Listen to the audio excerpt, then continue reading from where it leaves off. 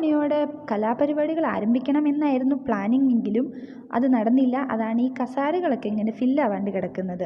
പിന്നെ ഒരു 7 മണിക്കാണ് പരിപാടികൾ ആരംഭിച്ചത്. ആദ്യം ഈശ്വരപ്രാർത്ഥനയായിരുന്നു. കുട്ടിപ്പട്ടാളത്തിൻ്റെ ആയിരുന്നു ഈശ്വരപ്രാർത്ഥന. അതിനുശേഷം ഉദ്ഘാടന കർമ്മങ്ങൾ നടന്നു. വിളക്കൊക്കെ കൊളുത്തി ഉദ്ഘാടനം ചെയ്തു. പിന്നെ മുതിർന്ന ആൾക്കാരെ ആദരിക്കലായിരുന്നു. അവർ ആദ്യം വിളക്കൊക്കെ കൊളുത്തി, അതിനുശേഷം അവർ രണ്ടുപേരെയും ആദരിക്കലാണ് ഈ കണ്ടുകൊണ്ടിരിക്കുന്നത് നിങ്ങൾ.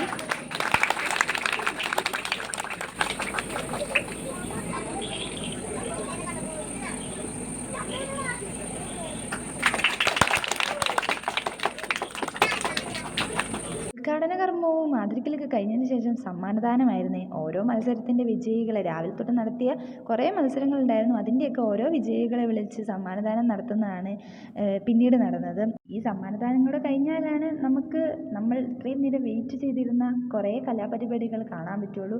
അവരുടെ ഏറെ നാളത്തെ പ്രാക്ടീസിന് ശേഷമാണ് അവർ ഇതൊക്കെ അവതരിപ്പിക്കാൻ പോകുന്നത്. പിന്നെ ഇതെന്ന് പറഞ്ഞ ചേച്ചിമാർ, നമ്മുടെ തരുണിമണികൾ വടംവലിയിൽ വിജയിച്ചതിൻ്റെ സന്തോഷ പ്രകടനമാണ് നിങ്ങൾ ഈ കണ്ടുകൊണ്ടിരിക്കുന്നത്. അങ്ങനെ അവർക്ക് വാഴക്കുല കിട്ടി ഗൈസ്. അവർക്ക് മാത്രം വാഴക്കുല കിട്ടിയാൽ പോരല്ലോ, നമ്മുടെ ചേട്ടന്മാർക്കും വാഴക്കുല വേണമല്ലോ. അതിനായി അവരും അങ്ങ് ഇറങ്ങി ഗൈസ്. അടുത്തത് ചേട്ടന്മാർ വാഴക്കുല സ്വീകരിക്കുന്നതാണ് നിങ്ങൾ ഈ കണ്ടുകൊണ്ടിരിക്കുന്നത്. വിജയിച്ച ചേട്ടന്മാരുടെ ആഹ്ലാദ പ്രകടനം പിന്നെ പ്രത്യേകിച്ച് പറയണ്ടല്ലോ. പ്രത്യേകിച്ച് വടംവലിയിൽ വിജയിക്കുമ്പോൾ അവർക്ക് കുറച്ച് ആഹ്ലാദ പ്രകടനം കൂടും.